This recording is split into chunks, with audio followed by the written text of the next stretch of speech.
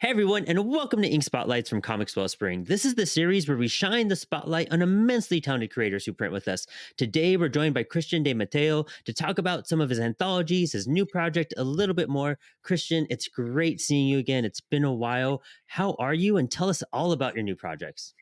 I am so happy to be here with you. We haven't seen each other in forever. Yeah, And we it's have really some exciting to be history. on the show with you. You've been wonderful at promoting our stuff in the past, and I'm so excited to do this with you in Comics Wellspring. So Oh, thank you. thank you, man. I know we haven't spoken since my first podcasting gig when I was doing that. So it's so cool. Full circle. Now, this is work and it's fun Yeah. talking to you about this. So tell us about your new books. I'm so hyped to hear about them. So the new thing coming out, of course, I have to cough as soon as you ask me a question. The new thing coming out is called River, Nice. and it is a sci-fi horror adventure. It's issue one of a wild miniseries, and the concept is that a drug dealer gets his hands on a time machine Oh, and makes himself an interspatial time god. that's sick. And the people who happen to fall into the path of this, the only ones that can stop it, are six everyday Pennsylvania cops who know nothing about science. I love that. So there's just this wild stuff happening. They come onto the scene because there was a big drug war, gang war, Okay. and they're trying to figure out what happened between these two gangs, and they start finding this drug, and these kids are taking it, and they're tripped out of their minds, and they're talking about seeing things in the past and in the future. Some of the kids aren't making it or taking it. They go into this factory that wasn't there the day before, and all of a sudden they find this huge machine, and this absolute monstrosity comes through it, Oh, sick. and they have to figure out how to survive. And the first issue is about they go inside the factory and they got to figure out how to survive past this one of the best villains we've ever created. Hysterical to look at and absolutely completely insane. I'm trying not to curse. I don't know what the rules are here. And we could bend it. Alex is a good editor. Like, Oh, okay, if you've got to edit, I won't say it. Bat guano. It is oh, bat nice. guano crazy. That's a good way. Yes. It goes from page one to the last page of the first issue is nonstop action, violent, wild sci-fi horror. I'm talking faces getting cut off, all kinds of insanity, Oh, and it's drawn by James Lines. ooh, And James is the co-CEO of Fugitive Poems, yes. and he is the artist. And I'll tell you, he took some of my most twisted ideas and made them come to life spectacularly and disgustingly. They're really great. This is, Brandon. We try and make the comics that we want to read. Mhm. We're not big cape guys. Spider-Man is my favorite hero, and I love Batman. I read cape comics. Yeah, same, That's not what I write. same. I write sci-fi, horror, fantasy. We got a book coming out called Stripper Club Sally, which is strippers versus aliens, and it's pure grindhouse. And really, grindhouse is our thing. Ooh, Um, we also have a project which you can go to Fugitive Poems right now, fugitivepoems.com, and subscribe. It's from Stephen Besha and Ryan Santos. They're incredible creators. It's called Dirty Living, and it's a supernatural neo-noir. oh, nice. And it is so awesome. And if you go right now to fugitivepoems.com, you can subscribe for just $2.99 every 3 months. You'll get the 4 issues. Oh, They're going to cool. come out quarterly. Yep. And we're probably going to hopefully we're going to be printing those as well. There's a lot of stuff going on at Fugitive Poems, including River, which we should be getting in the mail from you guys soon and shipping out to all the people that backed our Kickstarter. And I think people, I always wonder what people think of me when they read my work. This is not a guy I'd want to be in an elevator with, you know. Or maybe that's the best type of guy because you never know what you're gonna hear. Like that's what I want to be stuck in an elevator with. Like not the I awkward hope people. that's the reaction. I want to hear about the cosmic horror stuff coming out of your brain if I'm stuck with you for an hour or two. Oh man, that's so awesome. I mean, I followed Fugitive Poems for a while. We've been buddies for a bit. We've supported Yep. each other in the past with both of our projects. And so for those who don't know, like where did Fugitive Poems come from? What got you to start making comics and start working on all this? Because you started with some anthologies and now it's getting bigger and bigger and bigger for you. So my buddy Michael Gracia, I've been a writer my whole life, and I'm only 23, so that's impressive. Looking good. Um, Looking good. I've been a writer my whole life, fiction mostly, prose, and I worked on screenplays. And the only thing I'd never written were comics, which is bizarre because I grew up wanting to be a comic book artist. Oh wow. But I was so crushed when I discovered I had absolutely no creative artistry ability. Like my stick figures don't look right. Um, I can never put the legs in the right place. It always looks anyway. Starts at the So, hip, you know what I mean? Like, yeah. well, that guy's gifted. But I I I was so crushed by that I just focused on writing other things, and I don't know why it never occurred to me to write comics. And Michael Gracia, who's a comic book artist, he's got the show Get in Tune with Michael Gracia. He said to me one day, "Hey, I need a writer. I got this great storyline I want to draw, but I need a writer for it." And I'm like, "I don't know. I've never done comics. How hard could it be? I write everything else." And that, if I were to continue that story, is an unbelievably long story of discovering just how different writing a comic is than writing So anything else. different. It Yeah, trips so, especially people who did prose and film and had such like deep insight on, especially film. The yeah. one movement per panel, it stumps everybody. You know, it's one of those things. Thinking in still images, Hmm. but not making someone run through 15 panels. Yeah, No, you don't need that. I don't need to show him going into the next room so long as it's clear he's in the next room, yeah. right? And but I did that, and I ended up getting an idea for my own comic. And James, who worked with Michael Grassi at the time, found the script on Michael's desk that I had written for my own thing, took it, Oh, sick. drew it, and brought it to me. Oh, that's like every And he was writer's dream, to be honest. like, yes, he's like, I want to do this one. Michael doesn't know I took this. So we've told the story on Michael's podcast as well. So he's well aware. And that got James and I together in what has become one of the greatest partnerships and friendships of my entire life. I mean, he's a brother. And working with someone that you care for that much Yeah. is amazing. Yeah, hands down. Yeah, me and Alex Batts, once we started the publishing for Apollo, I mean, we talk every day. I wouldn't have imagined days, working with him or without him on stuff because you're just like, Yeah. this is we built this, universe together and this entire platform, like, and having partners like that really does make a difference. I mean, there's people who do this solo, and I respect them so much for that. But I always need someone to kind of lean on and give me like a second voice to whatever's going on in my head. Everything comes out so much better. Yeah. I'll write something. James will draw it. I'll see something else in the way that he drew it because he'll have his own ideas. I'll go back and rewrite, and this thing just blossoms together. And on top of that, Mark Capitelli is now part of Fugitive Poems. Actually, has been since volume 2, but he's officially the senior editor, and he's my best friend since 4th grade. Sick.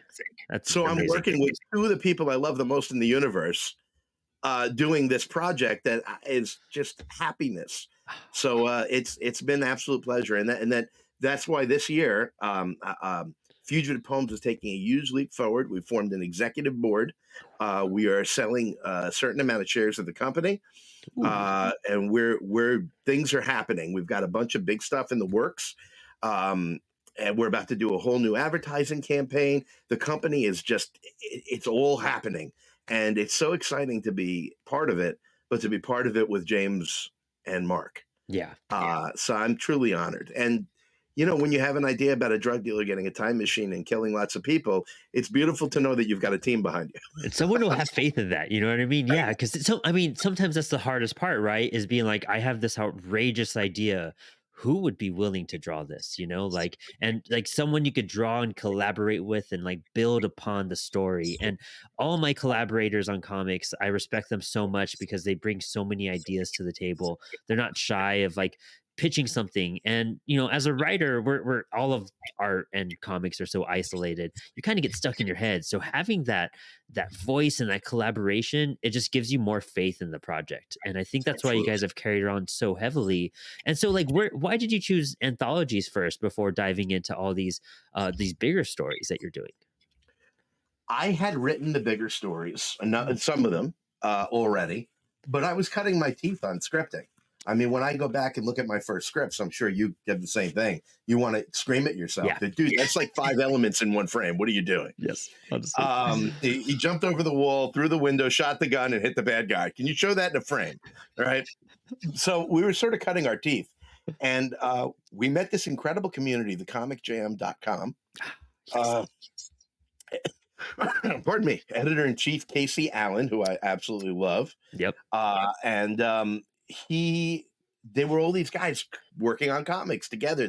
Every week you put out a one-pager. So I write it, they'd compare me with an artist, and it was great experience learning how to write a condensed plot on one page. It shouldn't be condensed, it should be a full plot that fits on one page without feeling condensed. Mhm. And you don't need a page turn reveal is a whole art to learn. It's hard. Thing. It's hard. Yeah. I was And in I for a learned couple so much. sessions with Comix Jam, and it's a grind. Yeah, it is a grind. I accomplished my goal last year. I did one for every week. Oh, I did every script for the week. Yep. So I was very excited about that. But it's like working out. Yeah. Which I don't do any other kind of. We found all these great indie artists who were doing the same thing we were doing, and they were only not being seen because no one had given them a chance to be seen. They were great. And we decided that, you know what, we're cutting our teeth, they're cutting our teeth, why don't we put out an anthology where we could showcase ourselves and them? Nice. And we have helped, I'm very proud to say, we've actually helped launch a lot of incredible careers, people that have gone on to Boom and DC and Marvel, and they're still making their way up, but they've gotten there. That's cool. Because you can't get published till you're published, right? Right. Yeah. So You we got to said, get in "Screw it, print. let's publish them." Dude, that's the Apollo ethos too. And I'm sure you feel the same way. Just like putting all these people together and then seeing what they do afterwards and the collaborations that come out of it, and you're kind of shocked, being like, I can't believe this wouldn't have happened if I didn't make this anthology. And Yeah. it's so rewarding seeing those partnerships and comics and art come out of this little idea you were trying to pull off. And it became a bigger impact on their life. Yeah. Yeah. Absolutely. So where can people go to get all of your guys' work, catch up on these anthologies, and look forward to all this new amazing work and subscribe to them too? Fugitivepoems.com is where it's at. Everything's there, including our amazing challenge coin bottle openers with Fugitive Poems on them, which are pretty awesome. That's pretty awesome. Yeah. Only $15. They're beautiful, solid pieces. I use it every day because I drink too much. So it's sturdy. They know, they work. I know that they hold up. So fugitivepoems.com. Right now, you can go there and subscribe to Dirty Living, which is going to drop in about a week. And the minute it drops, you'll have access to it. It's $2.99 every 3 months for 4 issues delivered directly to you. And you'll be subscribed to Fugitive Poems. On top of that, River, as we're about to get, Comix Wellspring is sending us our copies. Yep. They're about to be up for sale on fugitivepoems.com. So you can check the River tab there. Containment Breach 1 and 2, both sold out physically of prints 1 and 2. Prints 1 and print 2 of each. That, I don't know why I keep saying multiple things that mean the same thing. But they're both available digitally. And then volume 3 and volume 4. The volume 4 is getting close to sold out as well, the first run. All available there. We have so much coming. This is going to be the year of Fugitive Poems. Wait till you see Blood Valkyrie in Vegas. It is insane. It's epic. An insane concept. I'm so excited about it. And here's what I'm going to tell you. No one else would have made it. It is so off the wall grindhouse. Yes. That if you can imagine why something would be rated NC-17, it's in there. And I was like, well, I'm the publisher, so I guess I'm giving it the go ahead. I do love that power too. I'm like, wow, it's my publishing house, so I guess this is happening. Yes, this aligns with our morals. No, that feeling too well. I love that, dude. The work you guys produce is immaculate. Like, I love everything you guys are doing. I've followed a lot of your methodology with my own publishing with Apollo. So, it's been very inspirational, even on me, on the work that you've provided. So it's super amazing, awesome talking to you again and just catching up a bit. All these projects, we're going to be doing spotlights on all of them. So anyone watching, this isn't the last time you're going to hear about Fugitive Poems and what they're up to. They're going to have a bombastic year, and especially with us at CWS, you'll be hearing them through all of our shows, and we're going to get Christian and maybe part more of your team on a fun Inspired Ink interview, and maybe even get some of your artists on Spilled Ink. That'd be a lot of fun to do a cool drawing night with you guys too. So we'll Sure. work all that out. Christian, this has been awesome. Thank you for stepping in the spotlight. Do you want to do any quick shout outs or any last announcements before we sign off today? Go to fugitivepoems.com, get River, get Dirty Living, and check out Brandon's work as well, because holy crap, he talked about what he's put out. He has put out, what would you say, 10 books in a year and a half? Yeah, that's been wild. That's amazing. That's insane. And they're all great quality, great people. You know what would be really cool? Would be a writer's BS session where we talk about all the trials and tribulations of being writer. Yes, so the down. artist can go to hell. Honestly, yeah. Our jobs hard too. Like, no, honestly, I would love that. I would love a writing episode. Because there's some, man, I'm struggling right now with a couple scripts that I just got to focus and get done. You know what I mean? So Yep. it is a dilemma Let's to do a it. certain extent. Yeah, super down for Brandon, that. you rule. Christian, thank you so much. Thanks for stepping in the spotlight today, and I can't wait to talk to you again. Absolutely. Bye-bye.